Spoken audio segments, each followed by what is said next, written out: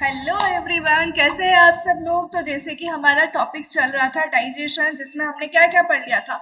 हमने अपना alimentary canal complete कर लिया है। उसमें हमें क्या बताया गया था कि एलिमेंट्री कैनाल में क्या होता है, हमारा माउथ से लेकर के सब कुछ रेक्टम तक जो भी पूरी प्रोसेस होती है वो कौन सी होती है, एलिमेंट्री कैनाल के अंदर।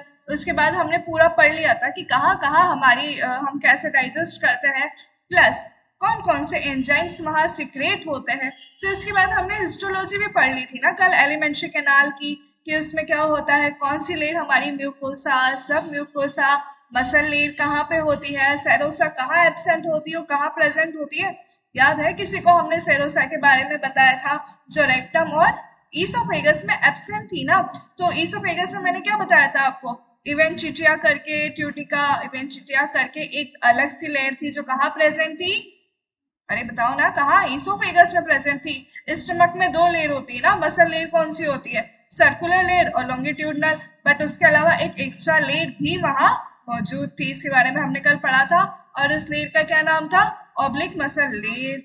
सो लुक, अगर आज का टॉपिक है absorption of digestion food. Food तो डाइजेस्ट कर लिया है भाई, जब उससे कुछ एब्जॉर्ब करोगे नहीं, कुछ मिनरल्स नहीं मिलेगा, प्रोटीन वाइटामिन नहीं मिलोगे, तो उसको शरीर के ऑर्गन्स तक कैसे पहुंचाओगे। और जब पहुंचा ही नहीं पाओगे तो एनर्जी कहाँ से लाओगे। हमने खाया, डाइजेस्ट कर लिया है, उसको निकाल दिया है फैसेस के रूप में, लेकिन जो एब्जॉर्प्शन था वो थी ना मेन चीज। तो हमारी कोई मशीन थोड़ी थी कि तो आया और तोड़ करके भेज दिया भाई। हमने तोड़ा क्यों है, हमने जो मेहनत की है हमें उसका फल भी तो मिलना चाहिए। फल कैसे मिलेगा, एब्जॉर्प्शन के थ्रू। आज हम पढ़ते हैं हमारे टॉपिक में एब्जॉर्प्शन किस किस चीज का कहाँ कहाँ पे और कैसे कैसे होता है। Okay, digestion and absorption of carbohydrate. Wait a sec, हमारे पीछे ना टॉपिक रह गए हैं। अरे यार, हम तो लास्ट वाले टॉपिक पे आ गए थे। ओके, हमें सबसे पहले अपनी पढ़ती है फिजियोलॉजी ऑफ डाइजेशन। हमें फिजियोलॉजी पढ़नी है डाइजेशन की, कि डाइजेशन में कौन कौन से हमारे मेन कंपोनेंट्स होते हैं जो हमारे डाइजेशन में हेल्प करते हैं, प्लस वो क्या चीज सिक्रेट करते हैं जिससे हम एब्जॉर्प्शन कर सके। यहाँ पे हमारा फर्स्ट है बाइल सोल्ट्स। अब आप कहेंगे मैम बाइल जूस के बारे में, बाइल सोल्ट्स के बारे में तो हमने पहले पढ़ लिया था, तो हम वापस क्यों स्टार्ट कर रहे हैं। बिकॉज ये डाइजेशन में मेन रोल प्ले करता है। एग्री, मैंने थोड़ा पहले पढ़ा दिया है, पूरा डिटेलाइज उस वीडियो में मैंने कर दिया है लेक्चर में, लेकिन हम छोटा सा एक आपको कहते हैं ना क्विक रिवीजन हो जाएगा करके, वो हम यहाँ पढ़ते हैं। Bile salts, bile salts are derivatives of cholesterol. बताया था ना, कोलेस्ट्रॉल ऑफ फैट्स जो होता है उससे ही आपका बाइल जूस रिलीज होता है। फैटी नहीं, कैसा आएगा यहाँ पे, fats. Okay, these are taurocholate and glycocholate होते हैं। Apart from this organic salts, bile also contains sodium bicarbonate. Sodium bicarbonate से भी क्या होता है, ये कंटेन्स होते हैं, उनसे जुड़े हुए होते हैं, बताया था हमने। Bile salts are recycle through enterohepatic circulation. मैंने आपको बताया था ना कि इसमें सर्कुलेशन की प्रोसेस होती है जो बहुत अच्छी होती है, जिससे क्या होता है कि इसमें एक बार अपना काम कर दिया कि भाई हाँ मैंने यहाँ पर डाइजेस्ट कर दिया है, लेकिन फिर मैं क्या करूंगा, वापस डाइजेस्ट करूंगा। उसे शौक है बार बार काम करने का। देखिए, हम आपको एक चीज, इसको आपको मैं चार्ट के जरिए समझाती हूँ। सपोजिटली यहाँ पर कोई ड्रग हम कह सकते हैं, या कोई हम मेडिसिन कह सकते हैं, ठीक है। सपोजिटली हमने वो इंटेक करी है, ओके। अब वो कहाँ जाएगी, हमारे गैस्ट्रो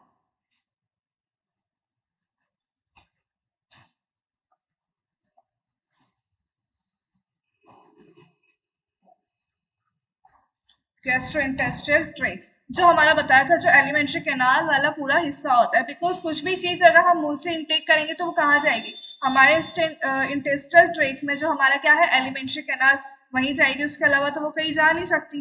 फिर उसके बाद वहां पे जब लीवर होगा, वो क्या करेगा, वो जब बाइल जूस रिलीज करेगा तो उसमें क्या होगा, बाइल सोल्ट मौजूद होंगे, वो क्या करेंगे, इसको ब्रेक डाउन करेंगे। अगर ये हार्मफुल है तो डेफिनेटली हमारे लीवर पे इफेक्ट करेगा, है ना। अगर कोई चीज हमारे लिए खराब होती है, हार्मफुल होती है, वो क्या करती है, हमारे लीवर पे इफेक्ट डालती है, ये चीज हमें पता है। और अगर अच्छी होती है तो क्या होता है, हम उसे एब्सॉर्ब कर लेते हैं। क्यों, क्योंकि अच्छी चीज के लिए हमारे ऑर्गन्स में उसकी नीड होती है, दैट्स वाई। इसके बाद ये कहाँ पे होगी भैया, हमने एब्सॉर्ब कर लिया इसको, अभी कहीं पे जाएगी, हमारे टिश्यूज, हमारे ऑर्गन्स के पास। लेकिन अगर अच्छी चीज है तो हमारे ऑर्गन्स के पास जाएगी, लेकिन नॉर्मल अगर चीज है तो वापस वो हमारे लीवर के पास लौट के आएगी। ऑर्गन्स के पास कौन लेके गया था? बाइल जूस था। जो बाइल जूस ब्लड में मिक्स था, उसने हमारे सारे न्यूट्रिशंस को ब्लड में मिक्स कर दिया था, वो टिश्यू तक ले जाकर उसने अपना काम कर दिया है। लेकिन मैंने आपको क्या बताया भाई, उसको तो काम करने की आदत थी। उसने क्या कहा कि नहीं यार, मैं तो दोबारा वापस कोई दूसरी नई चीज दो तुम मुझे, मैं बार बार ऑर्गन्स के पास जाता हूँ और उनको सप्लाई करके आता हूँ। क्या काम है इसका? डिलीवरी बॉय का। एलिमिनेशन भी यहाँ लीवर में हो जाता है। चूंकि मैंने आपको बताया कि वो बार बार रिसाइकल होती रहती है, उससे अपना काम करने का शौक है, तो हम किस चीज के बारे में मेनली बात कर रहे थे? हमने यहाँ पे कौन सा नाम था हमारा? एंट्रोहेप्टिक सर्कुलेशन। ठीक है, तो यहीं पे हमारा क्या आ जाएगा? एक सेकेंड।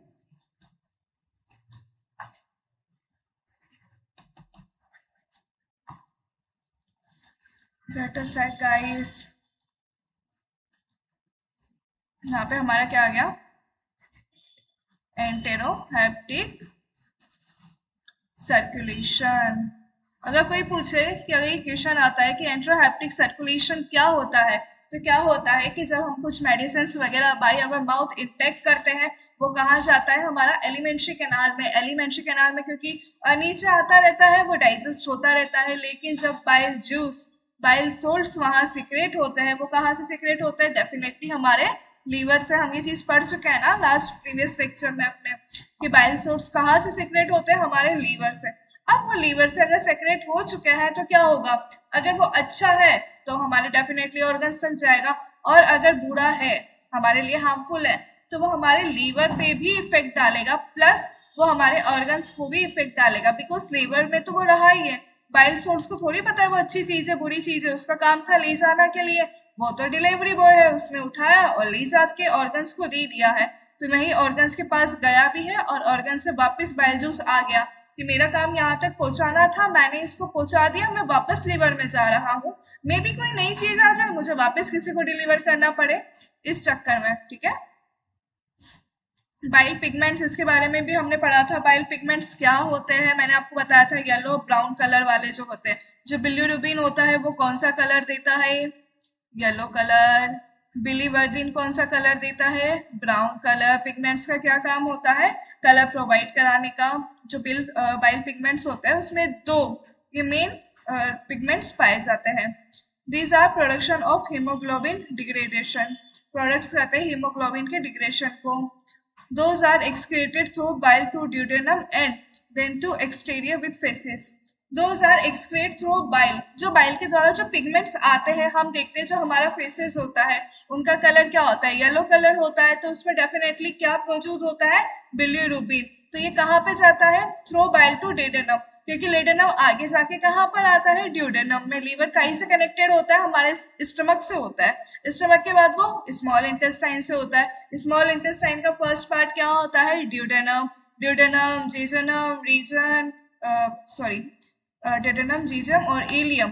ठीक है, इलियम जो होता है। फिर इन तीनों पे आ गया लार्ज इंटेस्टाइन का लास्ट पार्ट, आपका एनल। एनस, एनल कैनाल से जाता है, एनस तक चल जाता है, और वहां से जब फेसेस हो जाता है तो वो बाहर निकल जाता है, क्योंकि उसका तो पिगमेंट वाला काम था, उसने कलर दे दिया, वो चला गया। इसके बाद कोलेस्ट्रॉल होता है। Excess of cholesterol is throw out through bile. ठीक है, मैंने बताया था कि बाइल कहीं से मिलकर बनता है? आपका कोलेस्ट्रॉल और फैट से। लेसिथिन और वाटर भी इसमें मौजूद होते हैं। ये सब हम बाइल का पहले पढ़ चुके हैं, आप डिटेलाइज वहां देख लीजिए। अब हमारा मेन क्या है? पेनक्रिएटिक जूस, जो कहाँ से रिलीज होता है? पेनक्रियास से। पेनक्रियास को हम क्या कहते हैं? अग्नाशय। सबको पता है ना, अब अग्नाशय करके कुछ आता है। सबसे बड़ी ग्लैंड कौन सी है हमारी बॉडी, ह्यूमन बॉडीज में? लीवर आपका। Second one is your pancreas. Pancreatic juice is called as complete digestive juice, because pancreatic juice जो होता है उसे हम क्या कहते हैं? कंप्लीट डाइजेस्टिव जूस कहते हैं। It is secreted bye exocrine pancreas. जो एक्सोक्राइन पेनक्रियाज होता है उसके द्वारा ही हमारा पेनक्रिएटिक जूस रिलीज होता है। Pancreas is the second largest gland of the vertebrate's body. It is dual in nature. Okay, मैंने आपको बताया ये सेकंड नंबर की होती है। फर्स्ट वन हमारा क्या होता है, लीवर, एंड फर्स्ट वन ये और सेकंड वन इज पेंक्रियास। ये दो होती है, पता है कैसे, ड्यूल होती है नेचर में, एक्सोक्राइन एंड इंट्रोक्राइन, है ना, हमने नाम सुना है। एक्सोक्राइन ग्लैंड्स होती है और एंडोक्राइन ग्लैंड्स होती है। ये दोनों नेचर की होती है। जब इसका मूड हुआ भाई, हाँ मैं आज एक्सोक्राइन बन गई, आज मेरा मूड हुआ मैं एंड्रोक्राइन बन गई, ये दोनों सेम रोल, ये दोनों जब इसका मन होता है अलग अलग रोल क्या करती है, प्ले करती रहती है, ठीक है। Pancreatic acinate with its duct system comprises exocrine pancreas, while islets of Langerhans from the endocrine pancreas. ये चीज मैंने बताई थी आपको। जो एक्सोक्राइन होता है उसका क्या काम होता है, एक्सोक्राइन जो होता है ना, जो एक्सोक्राइन पेनक्रियाज होता है और एंड्रोक्राइन होता है। एक्सोक्राइन क्या करता है, जो हेल्प इन डाइजेशन, ठीक है। एक्सोक्राइन क्या करता है, देखिए, pancreatic acid with its duct system comprises exocrine pancreas. ये क्या करते हैं, जो डाइजेशन होती है ना उसमें हेल्प करते हैं। क्यों, क्योंकि पैनक्रियास एसिडिक फॉर्म में होते हैं, डक्ट होती है क्योंकि ग्लैंड होती है तो डक्ट्स के थ्रू ही वो निकल के जाती है। और जो एंडोक्राइन होती है ये क्या करती है,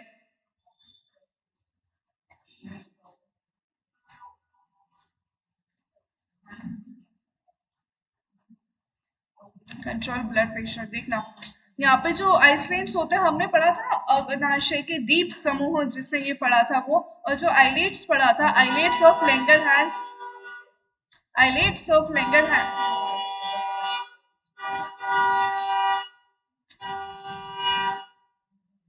सॉरी, जो आइलेट्स होते हैं लैंगरहैंस के फ्रॉम द एंडोक्राइन पेनक्रियाज। जो एंडोक्राइन होती है वहां पे जो हमारे पेनक्रियाज होते हैं उसके आइलेट्स होते हैं। क्यों, क्योंकि वो वहां पे दीप के रूप में, मतलब पूरे पेनक्रियाज में आपके आइलेट्स होते हैं, जो कौन से फॉर्म में होते हैं, ऊपर से एकदम शार्प फॉर्म में निकले होते हैं। इनकी क्वांटिटी बहुत ज्यादा होती है क्योंकि ये पूरे पेनक्रियाज में फैले रहते हैं।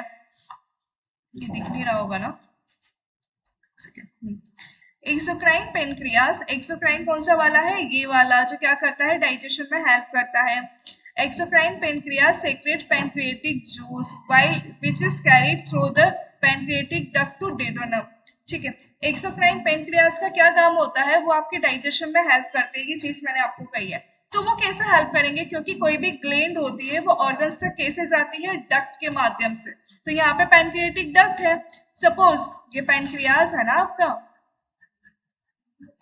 What is this, this is your gland, और इसको कहा जाना है, स्मॉल इंटेस्टाइन के फर्स्ट पार्ट में, वो क्या होता है, ड्यूडेनम। यहाँ तक कि कैसे जाएगी, बाय डक्ट, क्योंकि हर चीज जो ग्लैंड वाली होती है अगर वो एक्सोक्राइन है तो वो डायरेक्टली अपना जो भी सिक्रेशन है वो ऑर्गन्स तक कैसे पहुंचाएगी, डक्ट के माध्यम से। ये चीज मैं आपको रिपीट कर रही हूँ, एक्सोक्राइन ग्लैंड्स हमेशा जो अपना रिलीजेशन है, जो अपना सिक्रेशन है, वो ऑर्गन्स तक कैसे पहुंचाएगी, डक्ट के माध्यम से। Endocrine pancreas secrete hormones insulin and glycogen which regulates blood glucose level. अब पता है क्या होता है, पेनक्रियास का मेन रोल क्या होता है, क्योंकि पेनक्रियास जब रिलीज होता है तो वो क्या करता है, जो इंसुलिन हार्मोन है, सबने नाम सुना होगा ना, इंसुलिन हार्मोन, इंसुलिन हार्मोन को रेगुलेट करता है। अब सपोजिटली जो पेनक्रियाज है उसका सिक्रेशन उसका सही से हो नहीं रहा है, तो वो इंसुलिन को कैसे कंट्रोल करेगा। जब वो इंसुलिन को कंट्रोल नहीं कर सकता तो जो ब्लड में हमारी शुगर की क्वांटिटी है वो क्या हो जाएगी, हाई हो जाएगी। फिर क्या होगा, हमें हाई ब्लड शुगर हो जाएगा, जिसे हम कहते हैं कि इसकी शुगर हाई हो गई है। वो क्या हुआ है, बिकॉज पेनक्रियाज रिलीज नहीं हुआ है, पेनक्रियाज ने इंसुलिन को कंट्रोल नहीं किया और इंसुलिन हमारी बॉडी में बढ़ चुका है। Pancreatic acini are grapes like hollow structure. जो पैनक्रियाटिक एसिनी होती है उसकी स्ट्रक्चर कैसे होती है, ग्रेप्स लाइक, हम देख सकते हैं ना, ग्रेप्स जस्ट लाइक इस शेप में होता है, ये उनकी शेप होती है। They are made up of acinar cells, ये एसिना सेल्स के द्वारा ही बने होते हैं। Each acinar cells is pyramidal in shape and shows the features of typical secondary cell।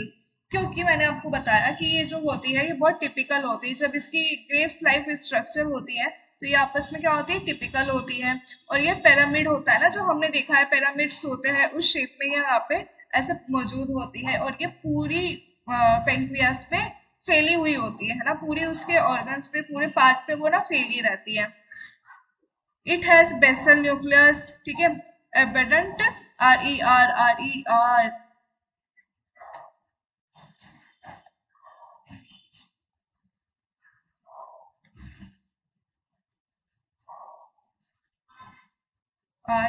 Rough endoplasmic reticulum.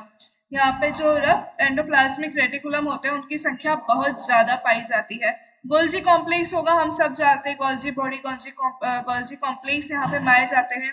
Large number of zymogen granules occupying apical region. यहाँ पे जो जाइमोजन ग्रेन्यूल्स होते हैं ना, जाइमोजन ग्रेन्यूल्स होते हैं वो क्या होते हैं, उनके एपिकल रीजन में खूब सारी मात्रा में पाए जाते हैं। intestinal juice, secretion of small intestine is called succus entericus। क्या कहते हैं हम, succus entericus। क्योंकि जैसे कि इंटेस्टाइनल जूस है, हमने इसका क्या बताया, इंटेस्टाइन जो हमने पढ़ी थी ना, स्मॉल इंटेस्टाइन और लार्ज इंटेस्टाइन, तो इंटेस्टाइन, एक सेकेंड, इंटेस्टाइन, ठीक है, ये इंटेस्टाइन, इसका क्या काम है, इंटेस्टाइनल, ये कुछ इससे सिमिलर हो रहा है ना। अब जो चीज जिससे सिमिलर होती है दैट मीन्स उसका कहीं ना कहीं वहां पे काम है। इंटेस्टाइनल जूस क्या करता है, इंटेस्टाइन को, इंटेस्टाइन में रिलीज होता है, वहां पे क्या करता है, डाइजेशन और एब्जॉर्प्शन में हेल्प करता है, ठीक है। secretion of small intestine is called succus entericus। it contains water, salts and mucus। क्योंकि हमें पता है जो इंटेस्टाइन होती है वहां पे मेन काम क्या होता है कि वाटर से भी कनेक्ट रहेगा, म्यूकस से भी रहेगा, फूड को एब्सॉर्ब भी करेगा, और आउटर लेयर जो होती है उसकी, जिसे हम कहते हैं ना कि आउटर लेयर जो होती है उसकी, वहां पे उसका भी ख्याल रखेगा। No enzymes are secreted directly into intestinal juice. कोई एंजाइम्स है सपोजिटली वो ब्रेक डाउन काम करने का काम करता है, क्योंकि हमें पता है हमारा एलिमेंट्री कैनाल में सारा रोल का है सिर्फ ब्रेक डाउन करने का। कुछ भी चीज सुना है किसी ने कि ज्वाइंट करने का काम है कि भाई हाँ दो मॉलिक्यूल्स को या दो सब्सटेंस को उसने जोड़ दिया है, नहीं, क्योंकि एलिमेंट्री कैनाल में हमें सिर्फ क्या करना है, फूड को तोड़ना ही है, क्योंकि हम फूड को जब तोड़ेंगे तभी तो हम उससे मिनरल एब्सॉर्ब कर पाएंगे। इसलिए तो जो ये एंजाइम्स है secretly directly are secreted directly into intestinal juice because no enzymes, कोई भी एंजाइम secretly डायरेक्टली उसमें intestinal juice में नहीं हो सकता है, वो डक्ट फॉर्म में आ जाएगा या किसी अदर फॉर्म में वो आ जाता है। No enzyme synthesized by intestinal epithelium cells remain attached to the plasma membrane of the cells at microvilli। microvilli कहाँ प्रेजेंट होते हैं, स्मॉल इंटेस्टाइन में। The enzyme synthesized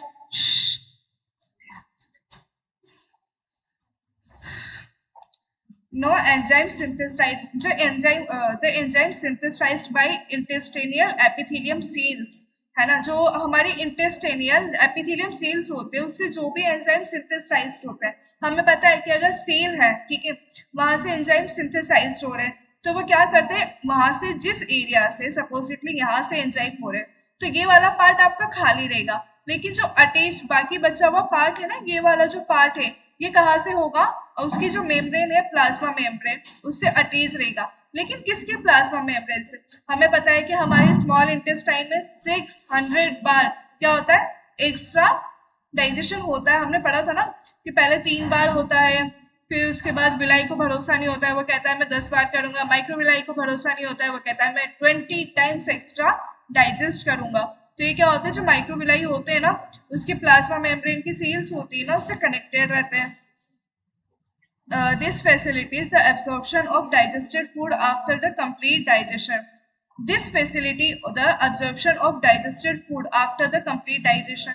जब डाइजेशन कंप्लीट हो गया ना उसके बाद इसको क्या करना है भाई, जब तूने डाइजेशन कंप्लीट कर ही लिया है, तूने उसमें एंजाइम्स मिला ही दिए हैं, तूने डायरेक्टली नहीं मिला है तो डक्ट के माध्यम से मिला दिए हैं, तो क्या करना है, अब मुझे उसको एब्जॉर्ब करना पड़ेगा। The intestinal enzyme complete the digestion, क्योंकि इंटेस्टिनियल एंजाइम्स का क्या काम होता है, डाइजेशन को कंप्लीट करना। जब डाइजेशन को वो कंप्लीट करेगा तभी तो हम उसमें से क्या कर पाएंगे, एब्जॉर्प्शन कर पाएंगे।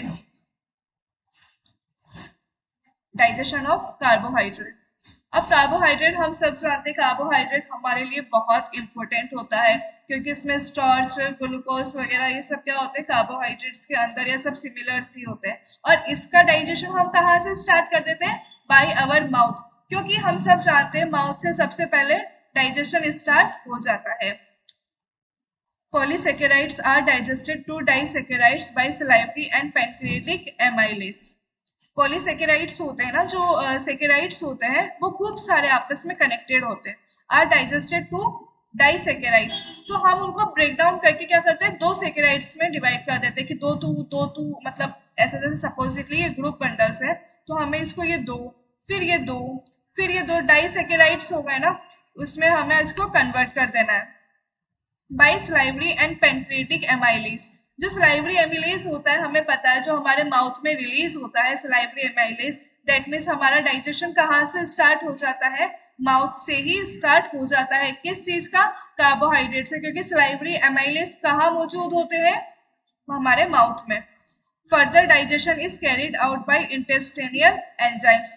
तो बाकी बचा हुआ digestion is carried out by intestinal enzymes, क्योंकि माउथ ने जितना काम करना था वो उसने कर लिया। अब बोला भैया मेरे से 20% ही कार्बोहाइड्रेट डाइजेस्ट हो पाया है, बाकी बचा हुआ तुम कर लो, क्योंकि खाने को मुझे तुमने मुंह में रखा ही नहीं, मुझे टाइम मिला ही नहीं, इसलिए मैंने 20% रखा, बाकी 80% का होगा इंटेस्टिनियल एंजाइम में, मतलब उसके एलिमेंट्री कैनाल में। The product of starch and glycogen digestion is disaccharide maltose. Product of starch and glycogen digestion is disaccharide maltose. Product होता है of starch का and glycogen digest in a disaccharide maltose के रूप में digest हो जाता है। Apart from the lactose, जो लेक्टोज होता है वो कहाँ मौजूद होता है, क्या लेक्टोज आपके मिल्क में मौजूद होता है ना, तो लेक्टोज के अलावा the milk sugar and the sucrose, the cane sugar is also is the part of our diet. जब हम खाते हैं तो कहाँ कहाँ से हमें शुगर मिलती है हमें पता है, हम जो नेचुरल दूध पीते हैं हमें वहां से शुगर मिलती है, प्लस हमें सुक्रोज होता है, जो हम केन शुगर लेते हैं उसमें भी हमें शुगर मौजूद होती है। इवन जो चीज शुगर फ्री आती है माइन्यूट सी शुगर, तो उसमें भी मौजूद होती है। तो वो सब भी क्या है, हमारी डाइट का हिस्सा है, हम उसे कैसे भी करके कंट्रोल नहीं कर सकते, बिकॉज हमारी नेचुरल चीजें हम कह सकते हैं, जैसे मैंगोज होते हैं, बनानाज होते हैं, उसमें भी हमारी शुगर प्रेजेंट होती है। All these disaccharides are digested by the respective intestinal enzymes. जो all disaccharides होती है वो डाइजेस्ट होती है, क्योंकि हमने पॉलीसेकेराइड को डाइसेकेराइड में कन्वर्ट तो कर दिया है। अब क्या होगा, डाइसेकेराइड्स को भी हम डायरेक्ट नहीं ले सकते, वो दो मॉलिक्यूल से, तो हम जितना उसे ब्रेक डाउन कर सकते हैं उतना करेंगे, इसलिए डाइसेकेराइड्स को हमें ब्रेक डाउन करना है, तो वो कहाँ पे होगा, हमारे इंटेस्टाइनल एंजाइम के द्वारा। ठीक है, नाउ फंक्शन ऑफ HCl, सबने HCl का नाम सुना है, हाइड्रोक्लोरिक अम्ल, सब जानते हैं ना HCl क्या होती है। HCl एक गैस होती है हमारी, जो हमारे एनवायरनमेंट में तो रहती है पर कम रहती है, और हमारे लिए ये बहुत घातक होती है, हम लोग कह सकते हैं it's injurious, is harmful for us. Okay, pepsin is a protein digestive enzyme. Pepsin क्या है, जो पेप्सिन एंजाइम है जिसका हमने नाम सुना है पेप्सिन, तो पी से आप जस्ट देख सकते हैं कि पी है तो ये क्या डाइजेस्ट करेगा, protein. Got it, pepsin is protein digestive enzyme, it is secreted in active form of pepsinogen. जो पेप्सिनोजन होता है वो क्या करता है, आप देखो पेप्सिन, पेप्सिन से बना पेप्सिनोजन, ठीक है।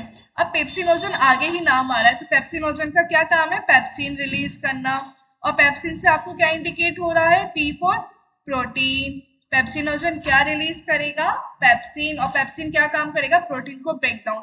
लेकिन ये तो इनएक्टिव फॉर्म है, इसने बोला भाई मुझे कुछ तुम स्टिमुलस दो, मुझे कुछ तुम अपने साइंस दो कि मैं एक्टिव हो सकूं, अभी तो मैं इनएक्टिव हूं। ठीक है, तो the optimum pH of the for the action of pepsin is acidic.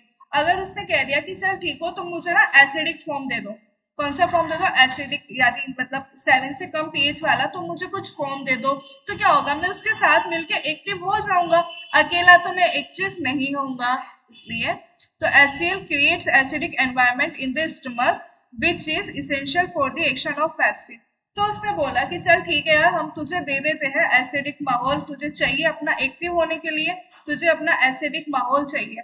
जैसे कि आप लोग होते हैं, मम्मी आप बोलोगे तो मैं पढ़ाई कर लूंगा, पर मुझे ऐसी चाहिए, मुझे लैपटॉप चाहिए, प्लस मुझे एक स्मार्टफोन, भैया आईफोन दिला दो, आप तो ज्यादा कुछ नहीं चाहिए मुझे, आप मुझे दिला दो, मैं अपनी पढ़ाई कंटिन्यू करूंगा। मम्मी पापा क्या चाहते हैं, यार तू पढ़, तो कैसे भी पढ़ कर तो पढ़ाई कर ले भाई, और अच्छे से नंबर लाके कहीं सिलेक्शन ले ले अपना। तो इसलिए यहाँ पर ये पेप्सिनोजन है, इनएक्टिव फॉर्म में है। उसने कहा मुझे एनवायरनमेंट दो कुछ एसिडिक, एसिडिक एनवायरनमेंट आप उसे कुछ भी दे सकते हैं, तुम मुझे एसिडिक एनवायरनमेंट दो मैं एक्टिव हो जाऊंगा। तो इन लोगों को इसकी बात माननी पड़ी और एसिडिक एनवायरनमेंट इसको कहाँ दिया, स्टमक में। कैसे दिया, HCl जो हाइड्रोक्लोरिक अम्ल है उसको रिलीज करके। It carried out breakdown of connective tissue and muscles, thus help in their digestion. ये जो कैरी आउट करता है breakdown of connective tissue and muscles का भी, जो हेल्प करते हैं उनके डाइजेशन में। Along with salivary lysozyme, it also kill microorganisms present in digestive food. हम जानते हैं कि हमारे एनवायरनमेंट में हर जगह माइक्रो ऑर्गेनिज्म प्रेजेंट होते हैं। कई हम बहुत से ऐसे भी होते हैं ना, ऑलमोस्टली सारे ऐसे होते हैं जो हमें अपनी आंखों से नहीं दिख पाते। तो जब हम खाना खाते हैं कितने सारे माइक्रो ऑर्गेनिज्म हमारी बॉडी के अंदर जाते हैं, ये चीज का तो आपको अंदाजा भी नहीं है। जब कभी आप देखेंगे ना माइक्रो ऑर्गेनिज्म से, तो भाई उसमें खाना कम और कीड़े ज्यादा दिखेंगे हमें ऑर्गेनिज्म, क्योंकि हम उन्हें आंखों से देख नहीं पाते। तो जब वो बॉडी में जाएंगे वो क्या होंगे, हमारे लिए हार्मफुल हो जाएंगे। तो क्या होगा, जो लाइसोजाइम होगा ना, जो सलाइवरी से रिलीज हो रहा है, वो इनको क्या कर देगा, किल कर देगा और हमारे फूड को एकदम प्योर और सेफ कर देगा। किससे, माइक्रो ऑर्गेनिज्म से। It inhibits the action of salivary amylase, जो सलाइवरी एमाइलेज है उसके एक्शन को ये रोक देता है कि भाई तो रुक जा, अभी तो अपना काम स्टार्ट मत कर। The action of salivary amylase may continue in the core region of indigested food in stomach. The action of salivary amylase may continue in the core region, क्योंकि उसको ऊपर तो उसने रोक दिया कि अभी रुक जा, अभी एक्टिव फॉर्म में मत आ, लेकिन the action of salivary amylase may continue in the core region, जो उसका कोर रीजन है वहां पे क्या होगा, वो एक्टिव हो जाएगा। और काय के लिए, इंडाइजेस्टेड फूड के लिए इन स्टमक में। But as soon as it comes in the connect with HCl, वापस इनहिबिट हो जाएगा। भाई इसने पहले तो ये रुका हुआ था, इसने अपना काम बंद कर दिया था, इनहिबिट्स कर दिया था, वो ऑन नहीं था। आफ्टर दैट जब ये कोर रीजन में आया तो क्या हो गया, ये एक्टिव हो गया। लेकिन अगेन जब HCl आया वहां पे, क्योंकि उसका मेन काम क्या है, HCl है, तो वो क्या होगा, प्रोटीन्स को ब्रेक डाउन करेगा। दैट्स व्हाई वो जब वहां पे HCl आया, एसिडिक एनवायरनमेंट आया, तो क्या हुआ, वो वापस इनएक्टिव हो गया। HCl dissolved some of the food contents like bones, cartilage and other hard particles. HCl क्या करता है, डिसॉल्व कर देता है some of the food contents like bones, cartilage and other hard particles जो होते हैं उन सबको क्या करता है, वो ब्रेक डाउन कर देता है। अब हमने सब कुछ पढ़ लिया, अब हमने क्या पढ़ना है, एब्जॉर्प्शन और डाइजेस्टेड फूड। भाई इसने सब कुछ डाइजेस्ट कर लिया है, प्रोटीन हो गया है, कार्बोहाइड्रेट्स हो गया है, अपना लिपिड्स हो गया है, जिसमें वो लैक्टोज का क्रिया हो गई थी, प्लस पेप्सिनोजन वाला पार्ट हो गया था। अब हमारे पास सब कुछ डाइजेस्ट हो गया है। कार्बोहाइड्रेट भी हमने कर लिया था ना, जो हमारा माउथ में कर लिया था, बाकी बचा हुआ नीचे हमने अपने स्टमक और स्मॉल इंटेस्टाइन में कंप्लीट कर लिया था। ठीक है, अब absorption of digested food, digestion and absorption of carbohydrate. Firstly हम कार्बोहाइड्रेट के बारे में डिस्कस करते हैं। Carbohydrate are one of the essential nutritions in the human diet. ये बहुत इसेंशियल होता है काय के लिए, ह्यूमन डाइट के लिए। There are two type of carbohydrate that can be digested by the human digestive system, sugar and starch. हम जानते हैं जो कार्बोहाइड्रेट वो कौन सी फॉर्म में होती है, या तो शुगर फॉर्म में होगी या स्टार्च फॉर्म में हमारी बॉडी में वो कलेक्ट रहती है। You can see sugar is breakdown in the gastrointestinal tract by the small intestine and three enzymes present in the mouth, mainly lactose, sucrase and maltose। ठीक है, अब देखिए हमें पता है कि कार्बोहाइड्रेट तो हमारे माउथ से डाइजेस्ट होना स्टार्ट कर दिया था। हमने क्वेश्चन भी पढ़ा था ये चीज, जब हमने अपने माउथ के बारे में पढ़ा था कि कितनी % कार्बोहाइड्रेट हमारे माउथ में डाइजेस्ट होती है, 25%। अब चाहे तो वो और डाइजेस्ट कर सकता है, लेकिन क्या होता है ना, हमारा फूड इतनी देर तक तो माउथ में रह ही नहीं सकता, वो तो कुछ सेकंड्स के लिए रहता है। चलिए ऐसा माउथ ने कह दिया कि भाई तुम आधे घंटे तक मुझे खाना दे दो, मैं उसे पूरा डाइजेस्ट कर दूंगा, पर आप टूटे हुए खाने को कितना चबा पाएंगे, डेफिनेटली वो आपको उसे च्युइंग करके स्वेलन करना ही पड़ेगा, आपको उसे निगलना ही पड़ेगा। Okay, sugar is broken down in the gastrointestinal tract by the small intestine and three enzymes present in the mouth। जो माउथ में एंजाइम्स प्रेजेंट होते हैं जो कार्बोहाइड्रेट्स को ब्रेक करते हैं, वो क्या होते हैं, लैक्टोज, सुक्रेस और maltose. In the same way, starch is broken down with the help of amylase enzyme, which are present in the mouth and stomach. Starch is break down with the help of amylase enzyme. जो amylase enzyme होता है वो कहाँ present होता है? Stomach में, जो mouth का which are present in the mouth and the stomach. ये क्या करता है? स्टार्च को ब्रेक डाउन करता है. तो जो एमाइलेज एंजाइम है, लेक्टोज है, सुक्रोज है, माल्टोज है, एमाइलेज होता है, ये सब क्या काम करते हैं? अपने स्टार्च को ब्रेक डाउन करते हैं.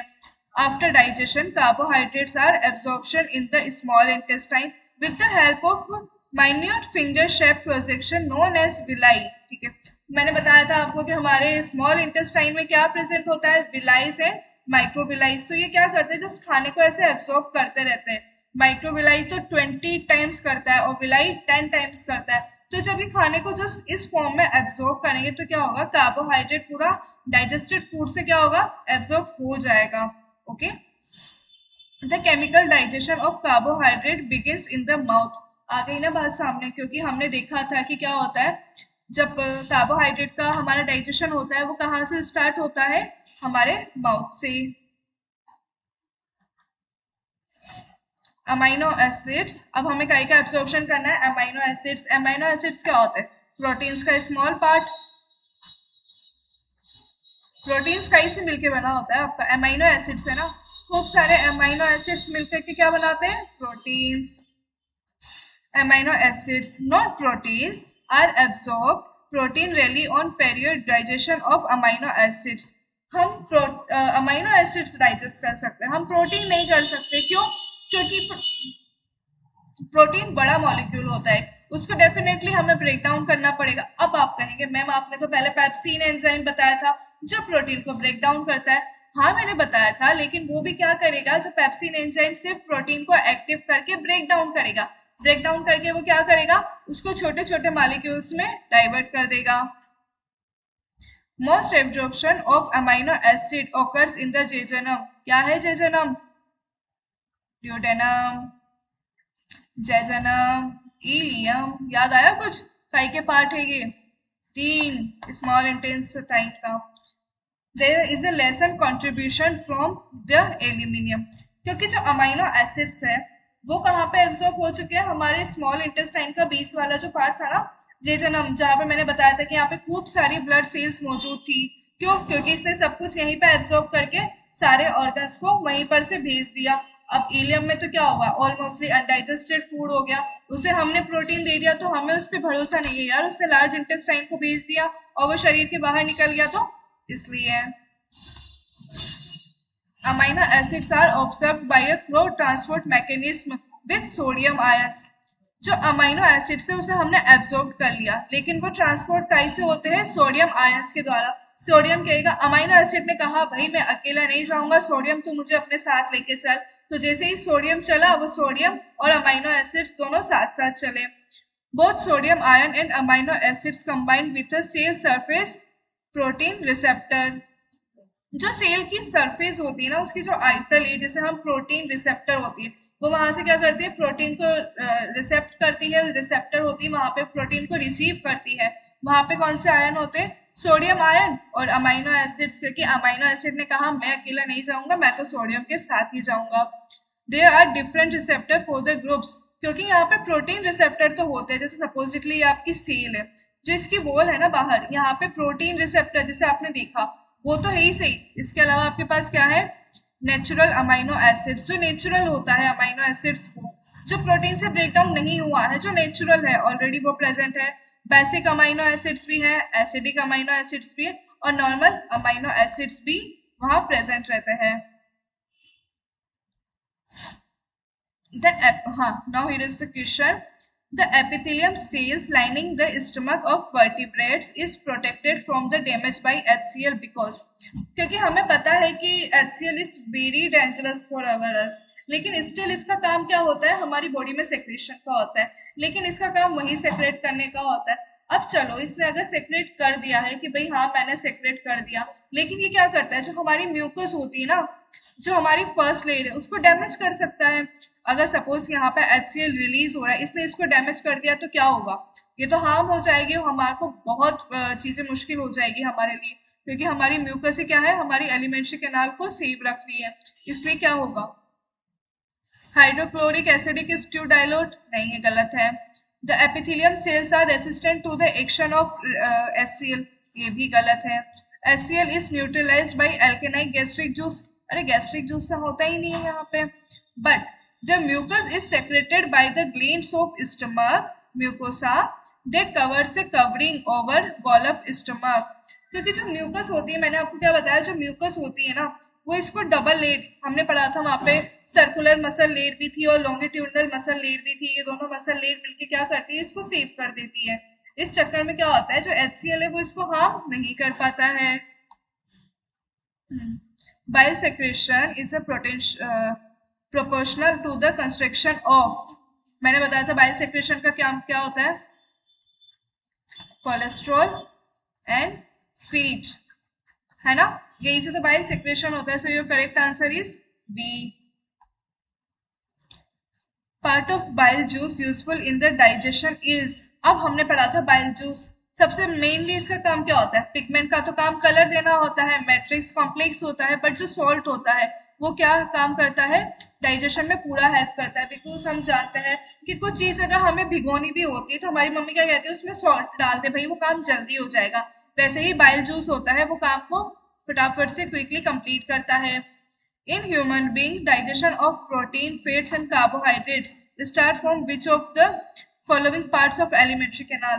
तो मतलब कुल मिला के सीक्वेंस पूछ रहा है आपके एलिमेंट्री कैनाल का, जो क्या है, माउथ, स्टमक, इंटेस्टाइन, ये वाला इंटेस्टाइन, ये तो गलत है, ये भी गलत है। तो माउथ, क्योंकि माउथ से अपना क्या होता है, डाइजेशन स्टार्ट होता है ना हर चीज का, फिर उसके बाद स्टमक आता है, फिर स्मॉल इंटेस्टाइन, फिर लार्ज इंटेस्टाइन आता है।